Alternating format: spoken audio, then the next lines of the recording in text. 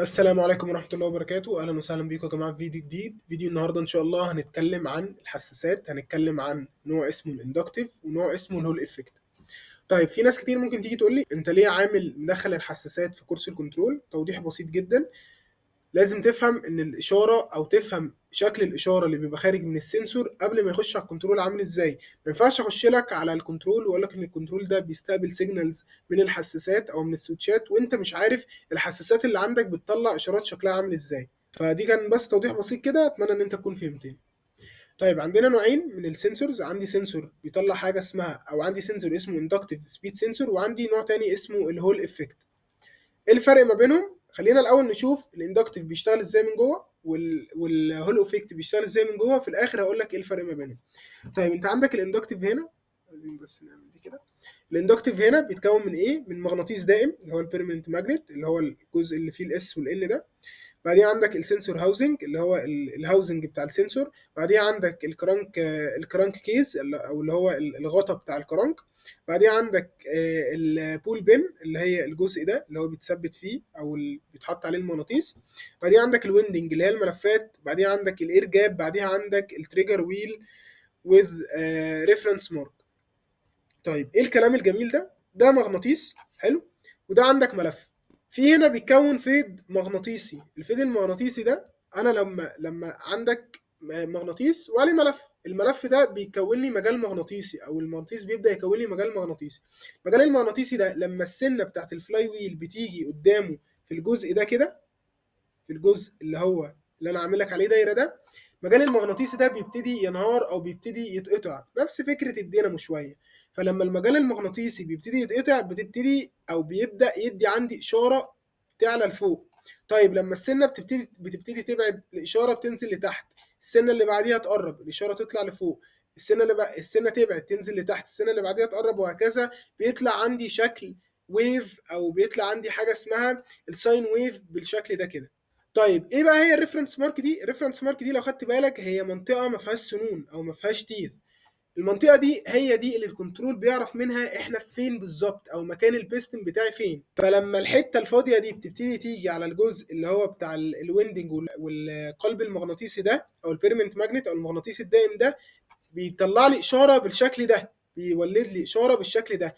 لما الاشاره بتخش كده للكنترول، الكنترول كده بيبتدي يعرف ان احنا في التوب ديد سنتر، فبالتالي بيبتدي يعمل عمليه الاجنيشن. او توضيح بسيط بس، النوع ده ما بقاش يستخدم كتير، او ما بقاش فيه منه حساس كرنك كتير. انما النوع ده هو بالفعل، انت لو تاخد بالك ان الشكل ده هو شكل اصلا حساس الكرنك. طيب ايه هو الهول افكت بقى؟ الهول افكت ده عباره عن بيرمنت ماجنت برضو، مغناطيس دائم. وعندك حاجه اسمها الهول افكت سنسور بيتحط هنا كده، ده المكان اللي بيسنس او مكان الحساس ذات نفسه، اللي بيطلع لي الاشاره او اللي بيقيس سرعه الدوران. وعندي التريجر ويل وعندي الجاب.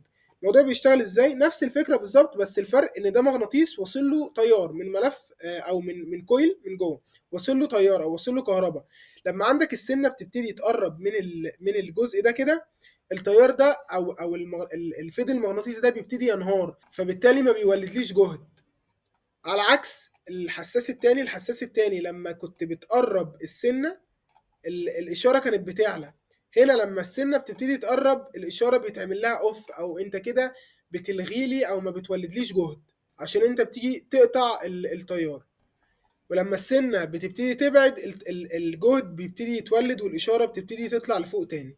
يبقى كده عندي مغناطيس دائم، عندي الجزء بتاع اللي بيسنس او اللي بيحس، تريجر ويل، جاب. السنه لما بتقرب الاشاره بتنزل لتحت، السنه لما بتبعد الاشاره بتبتدي تطلع لفوق. طيب ايه الفرق ما بين ده وايه الفرق ما بين ده؟ في الاندكتيف دي حاجه اسمها الساين ويف، في الهول افكت حاجه اسمها السكوير ويف او الاشاره المربعه. طيب كنترول بيتعامل مع انهي واحده فيهم؟ الاشاره اللي بتخش من الكنترول او اللي الكنترول بيعرف يفهمها هي الاشاره دي. ليه بقى الكنترول بيعرف يفهمها؟ لان الاشاره دي عندك يا اما اون يا اما اوف. ودي لغه الماشين ليرنينج، هو ما بيفهمش غير يا اون غير يا اون يا اوف، هاي لو، زيرو واحد، هي دي الاشاره بتاعته.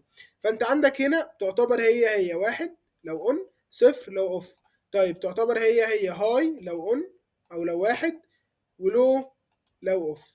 فانت عندك المايكرو بروسيسور او المايكرو كنترولر او السي بي يو بيفهم اللغه دي بس، انما او بيفهم الاشاره دي بس، انما الاشاره دي الكنترول بتاعك مش بيفهمها، فبالتالي بيحتاج لحاجه اسمها الاي دي كونفرتر. الاي دي كونفرتر بيعمل ايه؟ ده بيبقى جزء هنتكلم عنه بالتفصيل وازاي بيشتغل لما نخش على اجزاء الكنترول من جوه. بيعمل الاي دي كونفرتر ده بيحول الاشاره دي للاشاره دي. الاشاره دي عندي حاجه اسمها الانالوج سيجنال، دي عندي حاجه اسمها الديجيتال سيجنال. فالاي دي كونفرتر دي اختصار لانالوج ديجيتال كونفرتر. بس كده، دي كانت كل حاجه في فيديو النهارده. اتمنى ان انت تكون استفدت من الفيديو. لو الفيديو عجبك ما تنساش تشترك في القناه وتعمل لايك على الفيديو. شكرا.